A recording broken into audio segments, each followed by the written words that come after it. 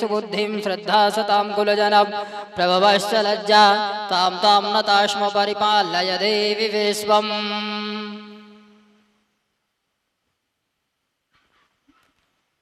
परम श्रद्धे व्यास जी महाराज का तिलक करेंगे, माल्यार्पण करेंगे। ओम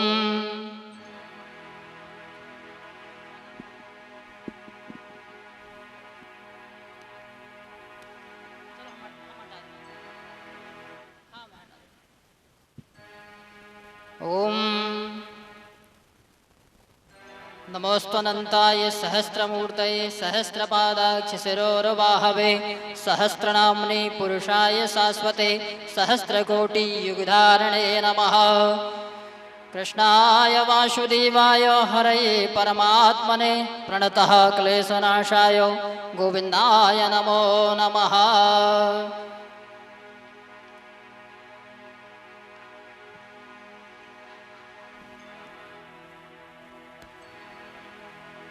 सहस्रशीर्घः पुरुगः सहस्राक्षः सहस्रपादो शभूमिगुं सर्वभृतद्वादशदशाङ्गुलं महा।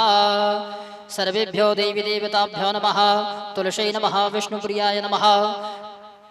अतुलितबलधामं हेमशीलाविदेहं धनुजवन्कृशानं ज्ञानिनामाग्रगण्यं सकलगुणनिधानं वानराणामधीशं रघुपतिप्रियभक्तं वातजातं नमामि।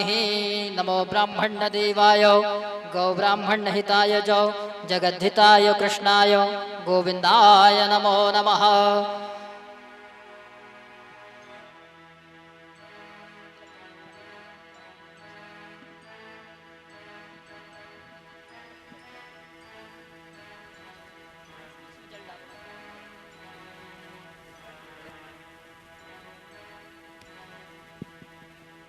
ओम नमः शंभवाय च मयोभवाय च नमः शंकराय च मयस्कराय च नमः शिवाय च शिवतराय च।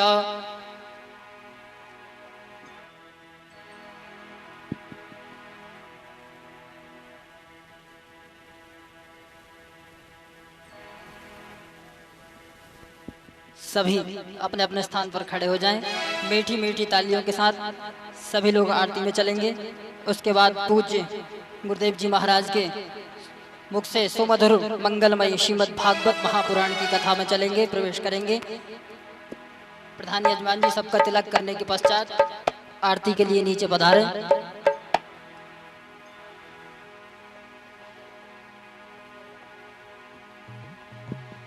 ओम चंद्रमा वनशो जातश्चक्षुः सूर्यो अजायत श्रोताद्बाह्यश्च प्राणश्च मुखादग्निरजायत इदगं हविः प्रजननं मे अस्तु दशवीरगुं सर्वगणगुं स्वस्ति आत्मशनि प्रजाशनि पशुशनि लोकशन्नभयशनिः अग्निः प्रजां बहुलां मे करोदवन्नं पयोरेतो अस्मात् सुधतो। प्रधान यजमान जी सपत्नी नीचे पहुंचे, आरती करेंगे। वहां से एक एक करके सभी लोग आरती कर लेंगे शीघ्रता से। आने वाला ये अमर ग्रंथ ये मुक्ति पंथ ये पंचम वेद निराला नव ज्योति जगाने वाला हरि नाम यही हरि धाम यही हरि नाम यही हरि नाम यही यही जग मंगल की आरती पापियों को पाप से है तारती श्री भागवत भगवान की है आरती पापियों को पाप से है तारती। ये शांति गीत पावन पुनीत पापों को मिटाने वाला हरि दर्शन दिखाने वाला ये शांति गीत पावन पुनीत पापों को मिटाने वाला हरि दर्शन दिखाने वाला ये शांति गीत पावन पुनीत पापों को मिटाने वाला हरि दर्श कराने वाला ये शांति गीत पावन पुनीत पापों को मिटाने वाला हरि दर्श कराने वाला सुख करनी यह दुख हरनी, यह सुख करनी यह दुख हरणी, यह सुख करनी यह दुख हरनी, यह सुख करनी यह दुख हरणी। श्री मधुसूदन की आरती पापियों को पाप से है तारती। श्री भागवत मान की है आरती, पापियों को पाप से है तारती। ये मधुर बोल जगपंद खोल सन्मार्ग दिखाने वाला, बिगड़ी को बनाने वाला। ये मधुर बोल जगपंद खोल सन्मार्ग दिखाने वाला, बिगड़ी को बनाने वाला। ये मधुर बोल जगपंद खोल सन्मार्ग दिखाने वाला, बिगड़ी को बनाने वाला। मधुर बोल जगपंद खोल सन्मार्ग दिखाने वाला, बिगड़ी को बनाने वाला। ओ श्री राम यही घनश्याम यही, श्री राम यही घनश्याम यही, श्री राम यही घनश्याम यही, श्री राम यही घनश्याम यही। प्रभु की महिमा की आरती पापियों को पाप से है तारते। श्री भागवत भगवान की है आरती, पापियों को पाप से है तारते। पापियों को पाप से है, पापियों को पाप से है, पापियों को पाप से है, पापियों को पाप से है तारती। श्री भागवत श्री भागवत श्री भागवत भगवान की है आरती, पापियों को पाप से है तारती। श्री भागवत भगवान की है आरती, पापियों को पाप से है तारती। कर्पूरगौरम करुणावतारम संसार सारम भुजगेन्द्रहारम सदा वसन्तम हृदयारविन्दे भवं भवानी द्वैतं नमामि। तालमाला कलकाले काले कालमाला गुरुसिन्दराय दिगम्बराय च दिगम्बराय नमः शिवाय च नमः शिवाय। त्वमेव माता च पिता त्वमेव बन्धु च सखा त्वमेव वेद्याद्रविडं त्वमेव सर्वं मम देवदेव त्वमेव सर्वं मम देवदेव। जलेन शीतलीकरणं देवाभिवन्दनम् आत्माभिवन्दनम् आशुतोषचरणं नीराञ्जलिग्रहणं मन्त्रपुष्पाञ्जलिम्।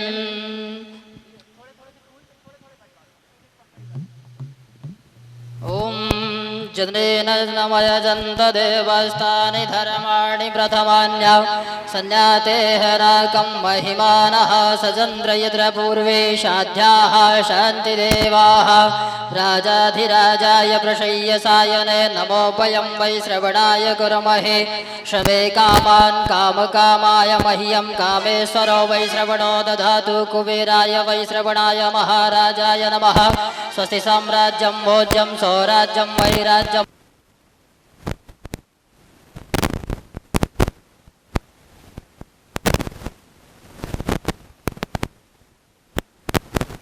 एकराडति तदव्यै सश्लोको विगीतो मरुदः परिवेष्टारो मरुदस्यावशन् ग्रहे आवीक्षितस्य कामपरर। विश्वरदेवा सभासदो विश्वदक्षरुत विश्वतो मुखो विश्वतो बाहुरुत विश्वस्पादो शम्बाहुभ्यां धमतिशं वदतेर्ध्यावा।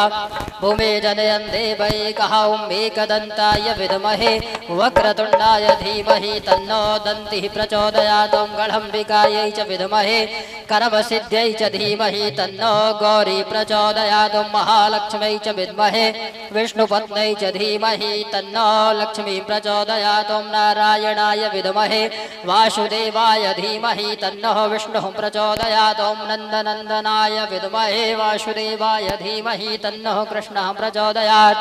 ॐ रघुवानुजायै च विद्महे कृष्णप्रियायै च धीमहि तन्नो श्रीराधा प्रचोदयात्। नानासुगन्धिपुष्पाणि यथा कालोद्भवानि च पुष्पाञ्जलिर्वया दत्तो ग्रहणं परमेश्वरः। श्री प्राण पुरुषोत्तमाय नमः। चरणारविंदेषु मंत्र पुष्पांजलिं समर्पयामहे। पुष्पांजलि अर्पण करने के पश्चात अपने स्थान पर एक एक परिक्रमा लगा ले। यानि गानि जपापानि जनमांतर्गतानि चाहतानि सर्वाणि नश्यन्तु प्रदक्षिणां पदे पदे। बोले बाके बिहारी लाल की जय हो। मोर मुकुट बंसी वाले की जय हो। हनुमंत लाल जी महाराज की जय हो। अपने अपने गुरु गोविंद की जय हो। श्री व्यास जी महाराज की जय हो। सभी अपने अपने स्थान पर विराजमान हो जाएं। पावन मंगलमयी श्रीमद् भागवत महापुराण की आज सदगुरुदेव जी महाराज के द्वारा द्वितीय दिवस की कथामयी गंगा में हम लोग प्रवेश करते हैं। आप लोग शांति के साथ अपने अपने स्थान पर विराजमान हो जाएं। राधे राधे।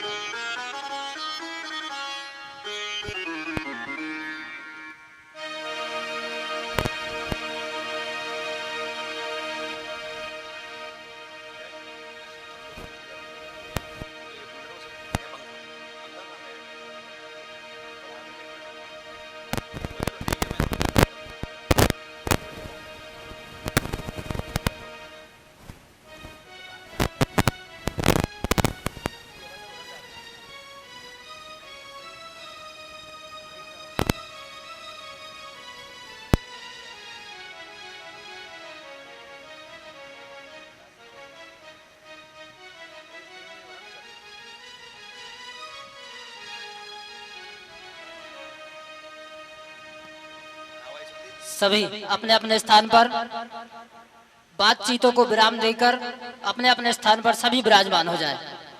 और बीच में जो भी आएंगे प्रसाद लेकर वो वहीं प्रसाद अर्पण करेंगे। ऊपर आकर कथा में थोड़ा डिस्टर्ब होता है तो सभी लोग नीचे से ये प्रसाद अर्पण करेंगे। सभी लोग शांति के साथ अपने अपने स्थान पर विराजमान हो जाएं। कार्यकर्तागण हरि ओम।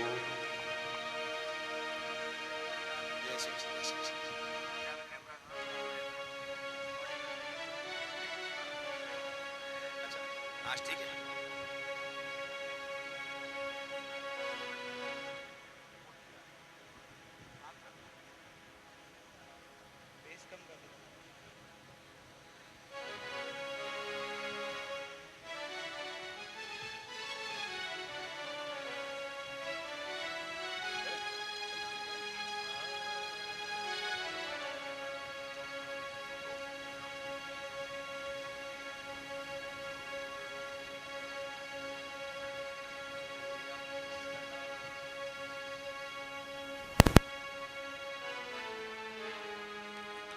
हरि ओम।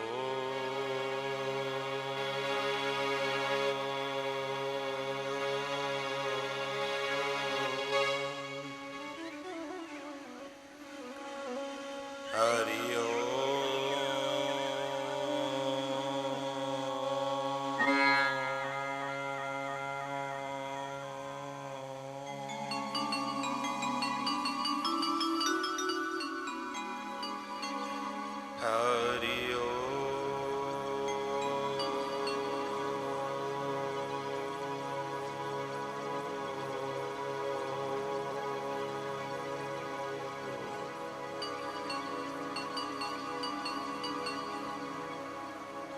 स्वस्ति श्री गणेशाय नमः। स्वस्ति श्री गणेशाय नमः। स्वस्ति श्री गणेशाय नमः। स्वस्ति श्री गणपतिर्जयते नमः। अभीप्सितार्थ सिद्ध्यर्थं पूजितो यासुरासुरैः सर्वविघ्नहरस्तस्मै गणाधिपतये नमः।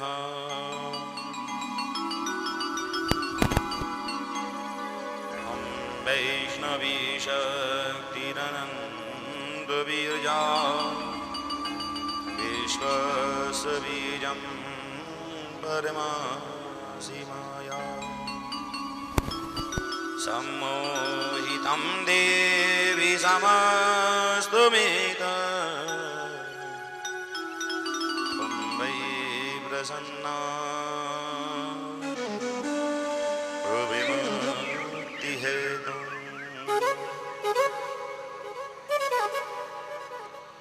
ध्येयं सदा परिभवग्नमीष्टदोहम् तीर्थास्पदं शिवविराञ्चिनुतं शरण्यम्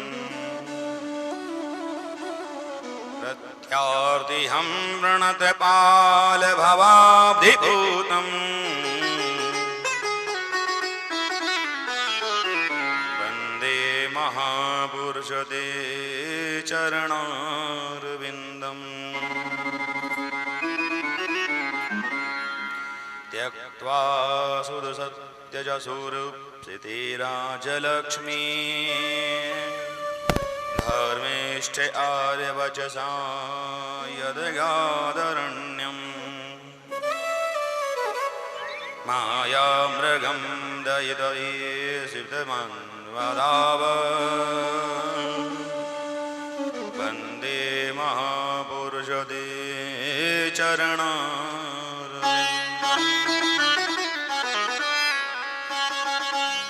वंशी विभूषितकरान्नविनीरत्नाभा एताम्बरादारुणबिम्बफलाधरुष्टा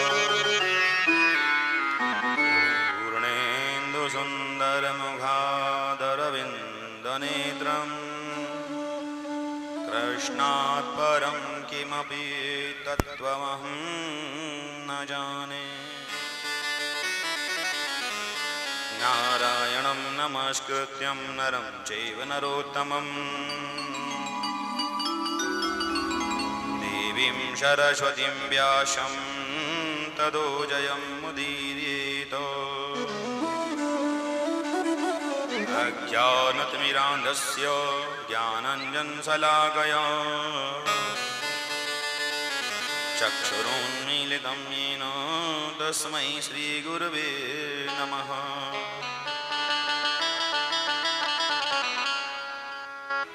अखण्डमण्डलाकारं व्याप्तं येन चराचरम्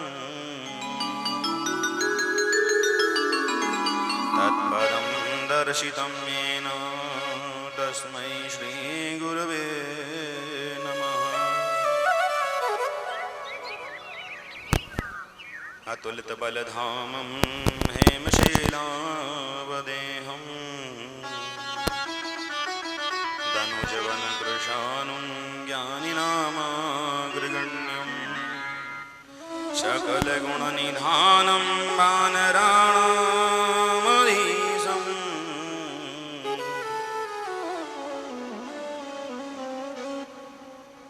रघुपतिप्रियभक्तं पादजातं नमामि।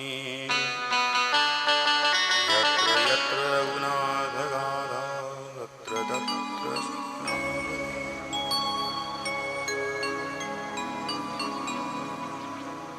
जय जय श्री राधा रमण जय जय नवल किशोर जय गौरी चित चोर प्रभु जय जय माखन चोर बंसी शोभित कर मधुर नील जलद तनु श्याम अरुण धर जनु बिंब जल नयन कमल अभिराम पूर्ण इंदु अरविंद मुख पीतांबर शुभ साज जय मनमोहन मदन छवि कृष्ण चंद्र महाराज। बोले सच्चिदानंद भगवान की जय हो। श्री बालकृष्ण भगवान की जय हो। श्रीमद् भागवत महापुराण की जय।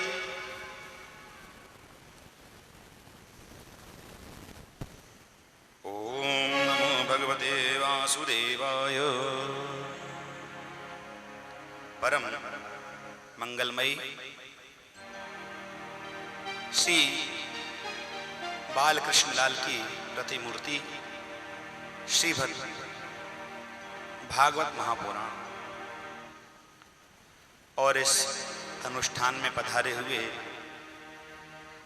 समस्त दिव्य लौकिक अलौकिक आत्मजन, पधारी हुई समस्त शक्तियां, आवाहित देवगण, सबके चरणों में बारंबार प्रणाम करता हूं। वेद शास्त्र मीमांसाओं के ज्ञाता, कर्मकांड के प्रबुद्ध विप्रजन ब्राह्मण जन चरणों में सादर वंदन। संगीत के जानने वाले संगीतज्ञ और इस परम अनुष्ठान को भव्य रसमय रूप देने वाले संगीतज्ञों को बारंबार अभिनंदन। पधारे हुए महापुरुष जन, आत्मी जन, स्वजन, जो कलयुग के इस विषाक्त वातावरण को भी खंडित कर रहे हैं, जो इस अनुष्ठान में आकर के इसको दिव्य और भव्य रूप दे रहे हैं, ऐसे महापुरुषों को बारंबार वंदन। और भक्तिमयी ज्ञानमयी मां सीता, राधा, गौरा, पार्वती, लक्ष्मी, सरस्वती, मां गंगा, यमुना, इनका अनुसरण करने वाली ममतामयी माताएं बहनें, आप सबके हृदय में विराजमान भगवान को प्रणाम करते हुए इस पावन ज्ञान यज्ञ में हम सब आवाहन करते हैं। जैसा कि इस कथा का, इस अनुष्ठान का एक नियम है कि सर्वप्रथम जागृति के हेतु या अपनी वाणी को शुद्धि करने हेतु या आप सबकी हलचल को शांत करने के हेतु, या ऐसा कहना चाहिए कि आप सबको स्थान करने के हेतु, स्थित करने के हेतु भगवान के पावन संकीर्तन किया जाए। और भगवान के पावन संकीर्तन से ही इस कथा का आरंभ है। तो 2 क्षण भगवान के नाम का संकीर्तन करते हैं। राधे राधे राधे गोविंद राधे।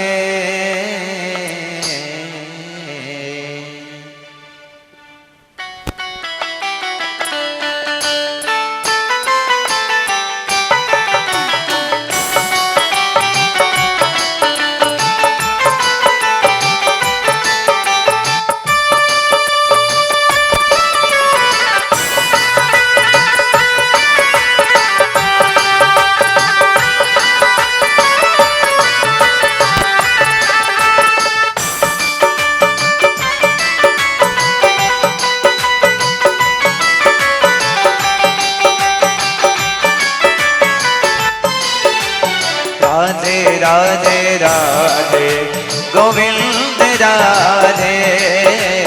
राधे राधे राधे गोविंद राधे। राधे राधे राधे गोविंद राधे। राधे राधे राधे गोविंद राधे। गोविंद राधे गोपाल राधे।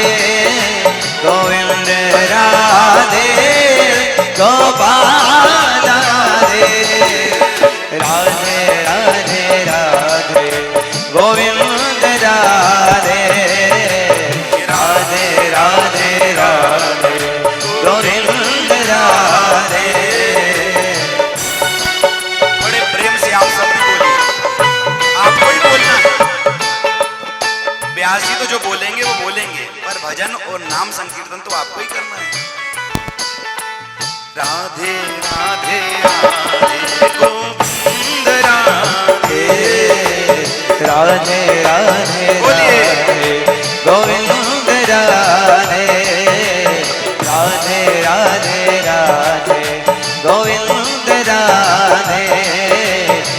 राधे राधे राधे गोविंद राधे गोविंद राधे गोपाल राधे गोविंद राधे गोपाल राधे गोविंद राधे गोपाल राधे गोविंद राधे गोपाल राधे गोविंद राधे गोपाल राधे राधे राधे राधे गोविंद राधे राधे राधे राधे गोविंद राधे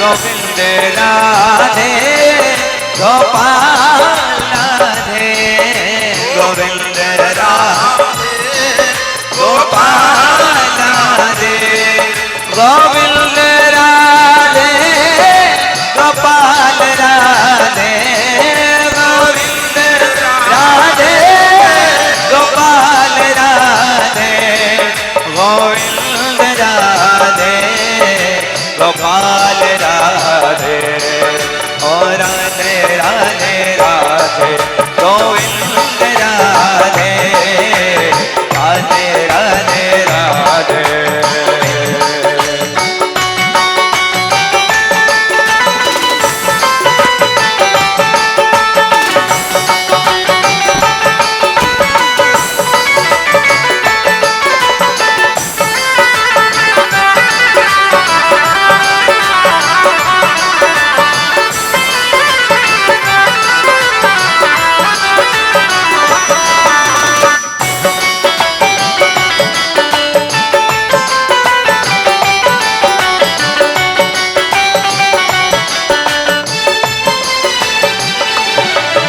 गोविंद राधे गोपाल राधे गोविंद राधे गोपाल राधे गोविंद राधे गोपाल राधे गोविंद राधे गोपाल राधे ओ गोविंद राधे गोपाल राधे गोविंद राधे गोपाल राधे गोविंद राधे गोपाल राधे ओ राधे राधे राधे गोविंद राधे राधे राधे राधे गोविंद।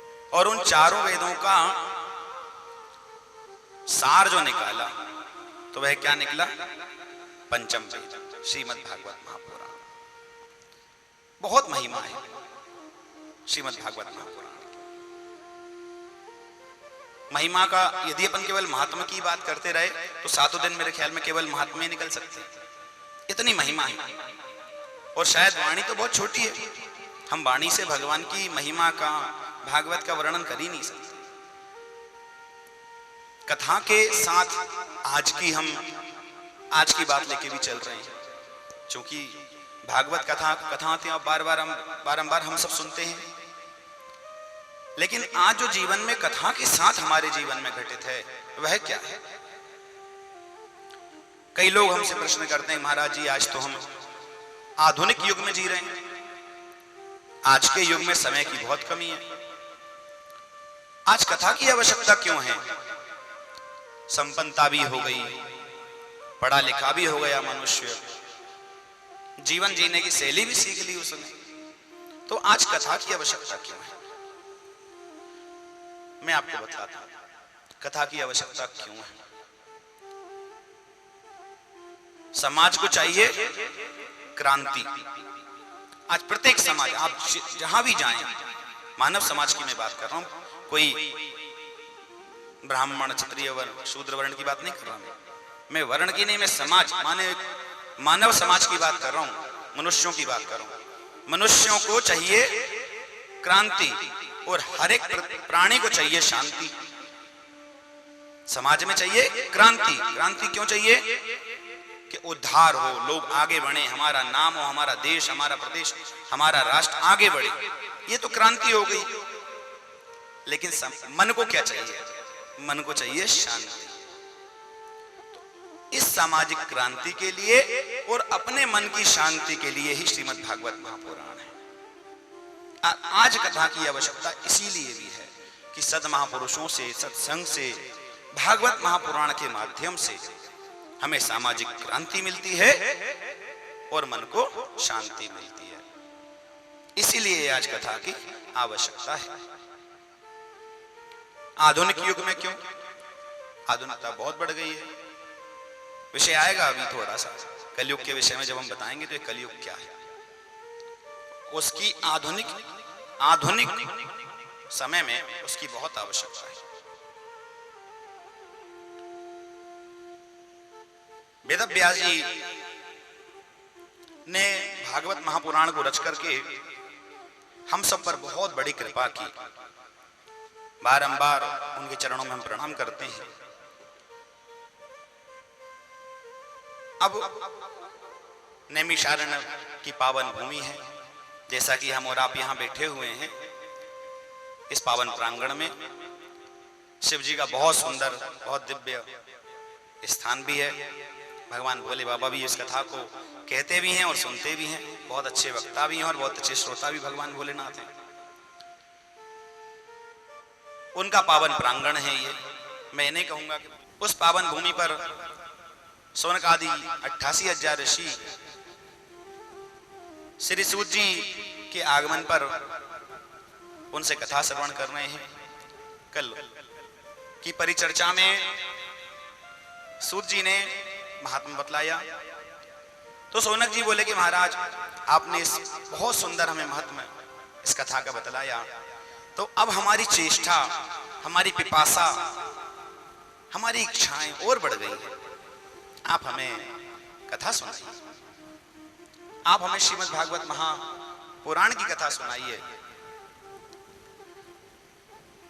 तो सूत जी कहते हैं कि ऋषियों, मैं जानता हूं आपको इस कथा की कोई आवश्यकता नहीं, आप तो वैरागी हो, लेकिन आपको लक्षित करके, आप स्वयं को लक्ष्य करके मानव मात्र का, प्राणी मात्र का कल्याण करना चाहते हो।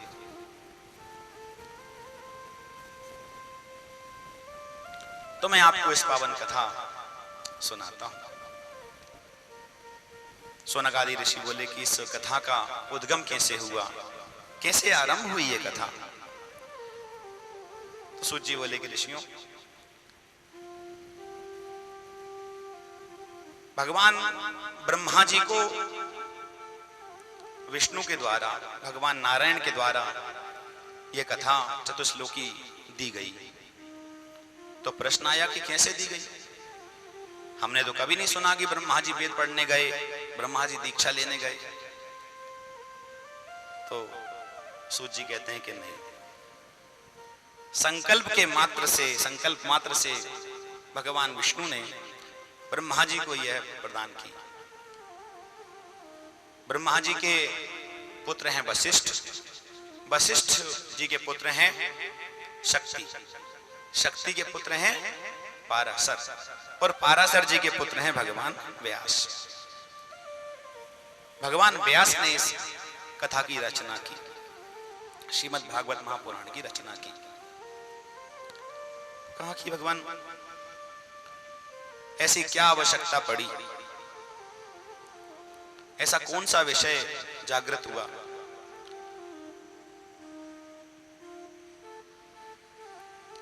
तब सूत जी कहते हैं कि ऋषियों, एक समय पाराशर जी का जब जन्म हुआ तो अपने जन्म लेते ही पाराशर जी बद्रीनाथ की ओर चल गए।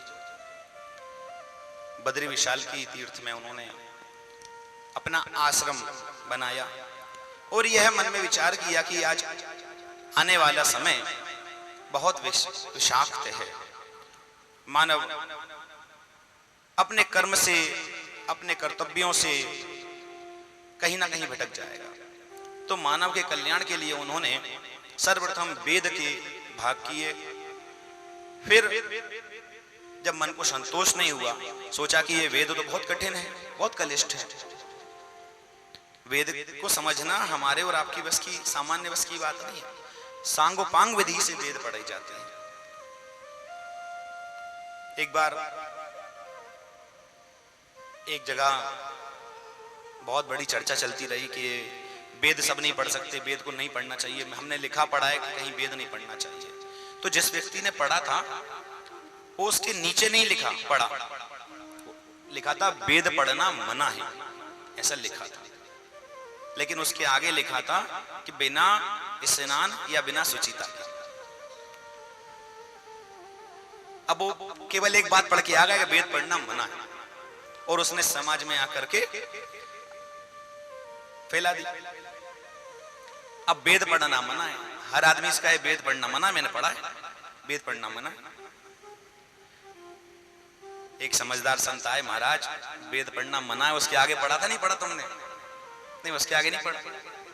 उसके आगे लिखा था कि बिना शुचिता के, बिना स्नान किए, बिना गुरु परंपरा के वेद पढ़ना मना है।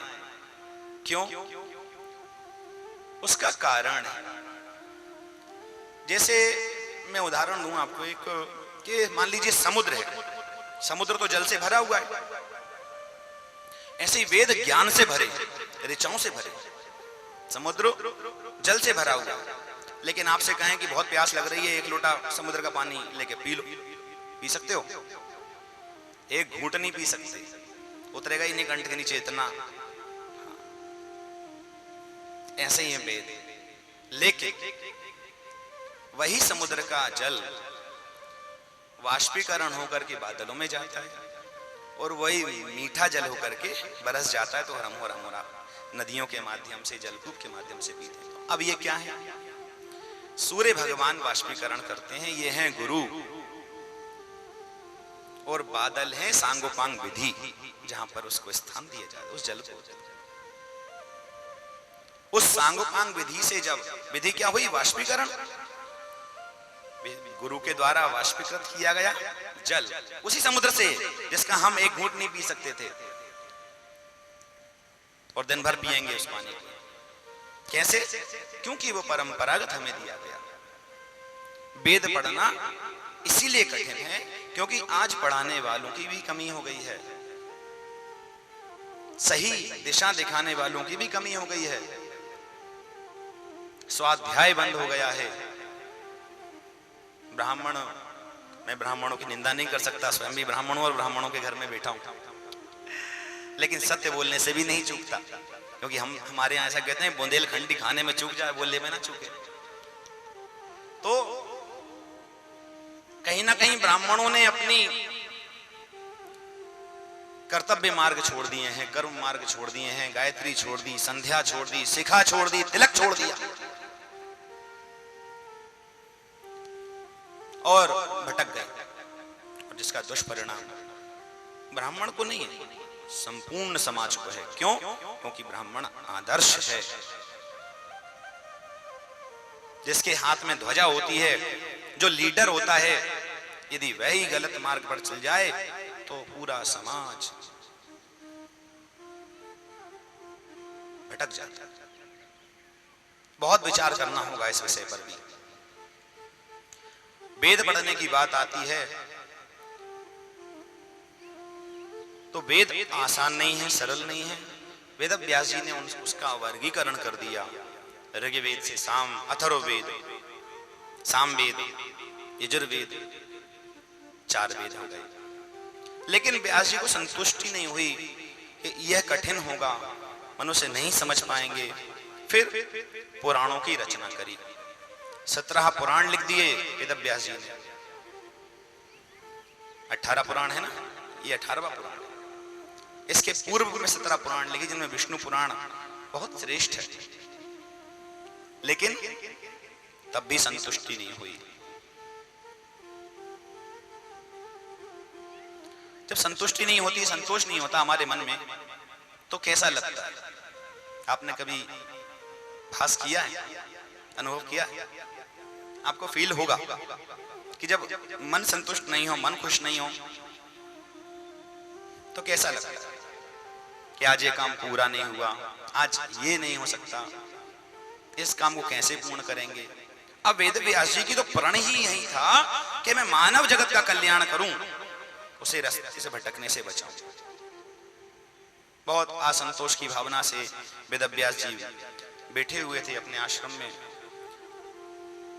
और हमारे परमादरणीय नारद जी का आगमन हो गया। अब नारद जी के बारे में तो आपको पता ही है, कौतुकी महात्मा।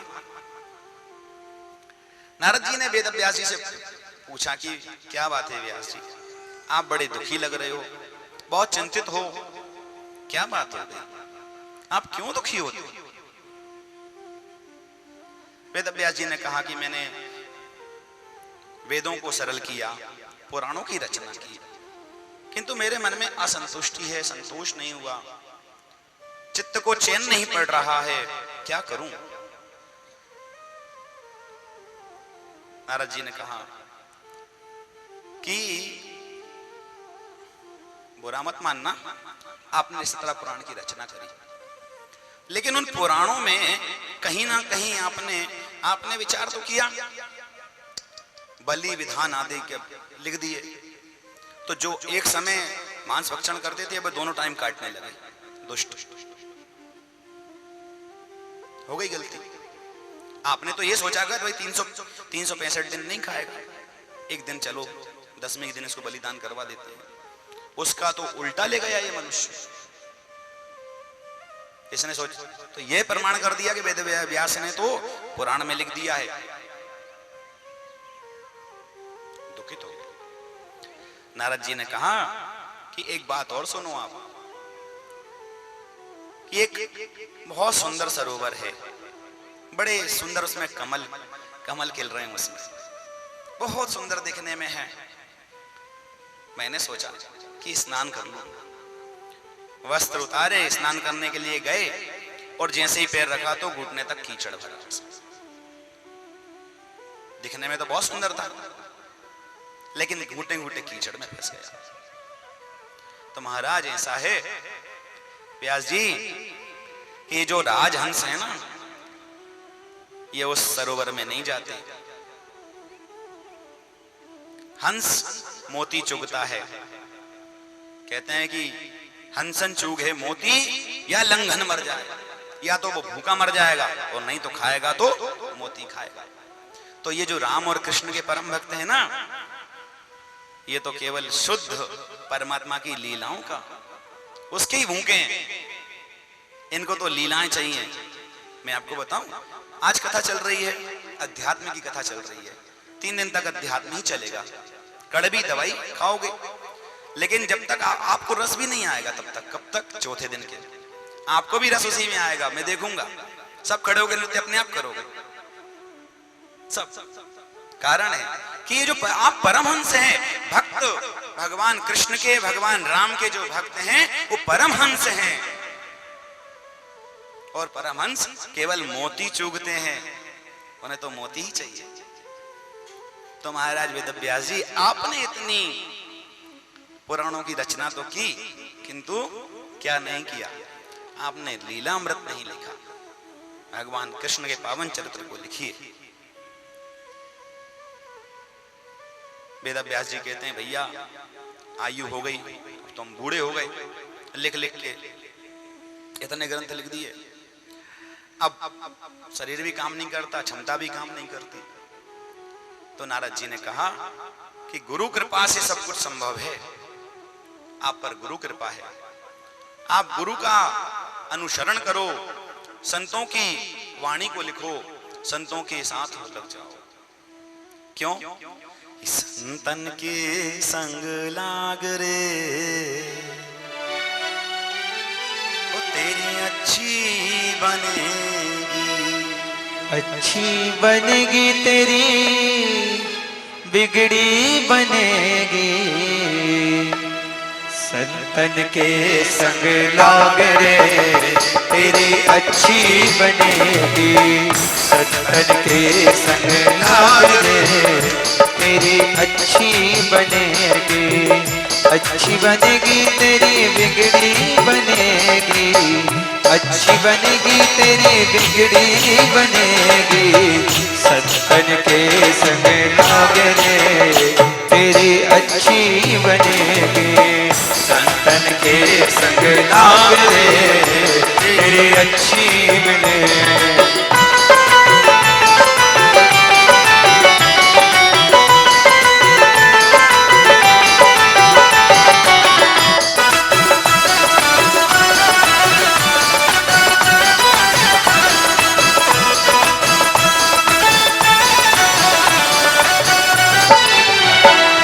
ध्रुव जी की बन गई प्रहलाद जी की बन गई।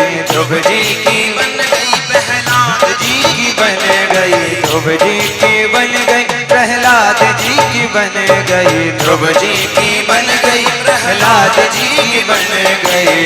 हरि कीर्तन में लागे रे हरि कीर्तन में लागे रे तेरी अच्छी बनेगी। संतन के संग लाग रे तेरी अच्छी बनेगी।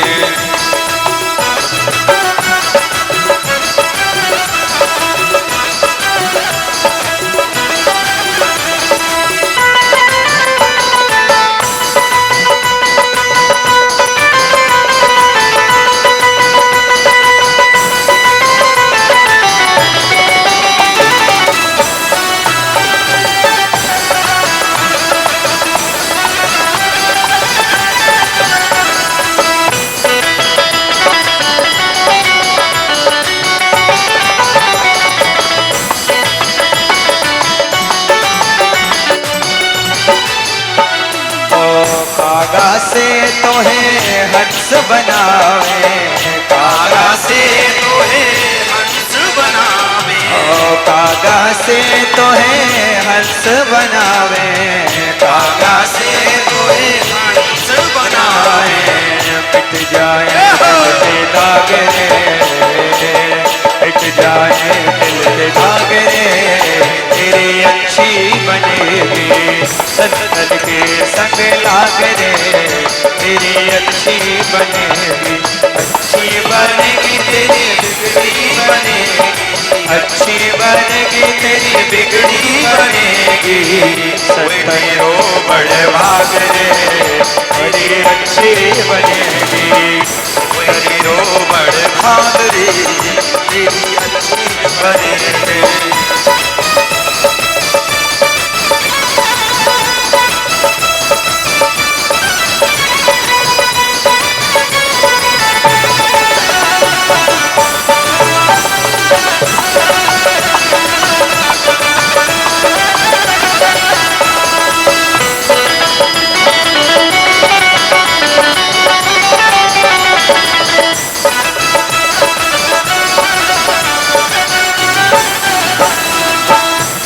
कबीर सुन भाई साधो कहते कबीर सुनो भाई साधो कहते कबीर सुन भाई साधो सुन भाई साधो सुन भाई साधो सुन भाई साधो होए तेरे बड़े भागे होए तेरे बड़े भागे तेरे अच्छी बनेगी।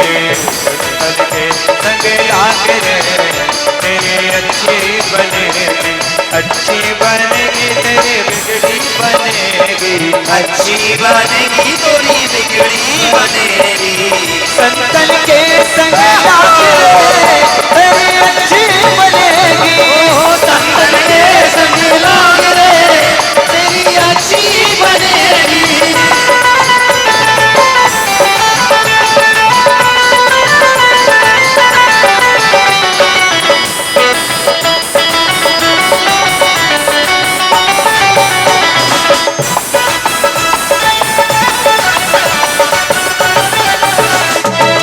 संतन के संग भक्ति बढ़ेगी।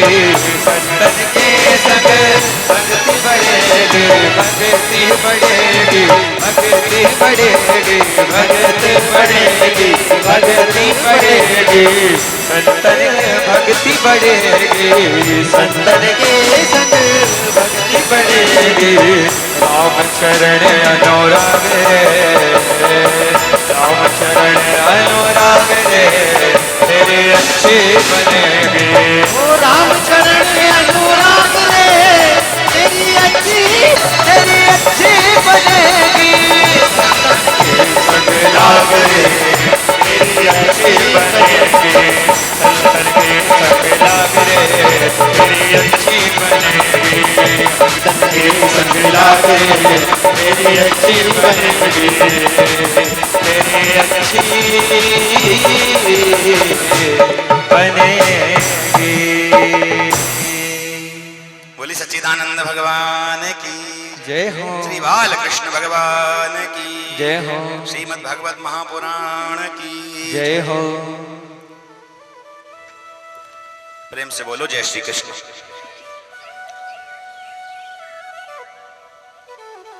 तो संतों की कृपा से व्यास जी सब कुछ संभव है। आप वृद्ध हो गए हो, कोई बात नहीं, किंतु आप निश्चित रूप से बहुत सुंदर भगवान के वर्णन कीजिए। ध्यान देना, एक बहुत बारीक बात है। संत कृपा, गुरु कृपा क्या है ये? भगवान की कृपा मिल जाए सब कुछ मिल जाए, लेकिन भगवान की कृपा मिल जाए ये कैसे संभव है? बताओ कैसे मिलेगी भगवान की कृपा? गुरु गोविंद तो खड़े काके लागू। तो बलिहारी गुरु आपकी, किसकी बलिहारी है? बलिहारी गुरु आपकी। तो गोविंद दिए बताए, जब तक गुरु गोविंद को नहीं बताएंगे हमें पता ही नहीं चलेगा गोविंद है। तुलसीदास जी के एक वृत्तांत को आपने सुना भी होगा, चित्रकूट के घाट पर वही संतन की। जब चित्रकूट के घाट पर भगवान स्वयं आ गए, बारंबार रोज आते थे भगवान, पर ना हनुमान जी महाराज ने दर्शन कराया। गुरु के बिना असंभव है। गुरु कृपा महाकृपा। और देसी बात बोलें तो गुरु मेहरबान तो चेला पहले। गुरु होना चाहिए, निगुरा नहीं होना चाहिए। इसीलिए गुरु की बार बार महत्ता है। निगुरा मतलब उनके गुरु नहीं होए, इसीलिए गुरु की परंपरा है। भागवत के प्रारंभ में भी हम कहते हैं वंदे गुरु परंपराम। इसीलिए गुरु का होना परमावश्यक है। नारद जी ने कहा कि आप ध्यान मग्न होइए, और जो चतुश्लोकी भागवत थी वह व्यास जी के कान में 4 मंत्र इस श्लोक के कहते। 4 श्लोक ब्रह्मा जी द्वारा जो प्रदत्त थे व्यास जी के कान में सुना थे। व्यास जी ने उन चतुश्लोक से 18,000 श्लोकों का यह पावन ग्रंथ हम सबको प्रदान कर दिया। बोली जय श्री कृष्ण। श्री व्यास भगवान की जय हो। सोनकादि ऋषि कहते हैं धन्य है व्यास जी। तो इस कथा का विस्तार कैसे हुआ?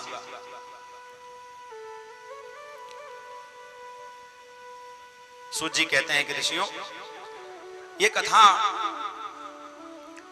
परंपरागत सांगोपांग विधि से सुखदेव जी को मिली। सुखदेव जी ने राजा परीक्षित को सुनाई। अभी परीक्षित कौन है? राजा परीक्षित को सुनाई। और क्यों सुनाई? कि उन्हें 7 दिवस में तक्षक के डसने का श्राप लग गया था।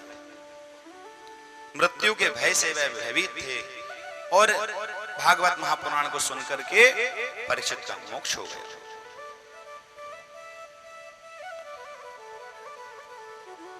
शौनकादि ऋषि कहते हैं कि हे भगवान, ये तो बहुत अद्भुत बात कह दी आपने।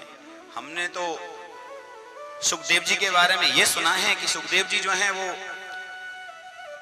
परिव्रजाचार्य परमहंस हैं, और परमहंस जो होते हैं वो गोद होने की बेला समय से अधिक एक स्थान पर ठहरते नहीं हैं। और परीक्षित तो गृहस्थ हैं, और आपका कहना यह है कि ये जो श्रीमद् भागवत महापुराण है ये परमहंसों की चर्चा है, परमहंस की चर्चा है ये। तो ये आप कृपा कर हमें इस पर प्रकाश डालें। हमारे कुछ प्रश्न भी हैं जिनका आप उत्तर दें। हमारा पहला प्रश्न यह है कि जीव मात्र का कल्याण कैसे हो। प्रथम प्रश्न हमारा यह है, जीव मात्र का कल्याण कैसे हो। दूसरा प्रश्न हमारा है कि धर्मशास्त्र बहुत सारे हैं, बहुत सारे धर्मशास्त्र हैं, हम किनकी शरण लें, हम किसकी शरण लें। तीसरा प्रश्न है यह है कि जिन परमात्मा के संकल्प मात्र से सृष्टि रच जाती है, सृष्टि का पालन होता है, सृष्टि का विनाश हो जाता है, तो उन परमात्मा को अवतार लेने की आवश्यकता क्यों पड़ती है। वो तो संकल्प मात्र से भी सब कुछ कर सकते हैं,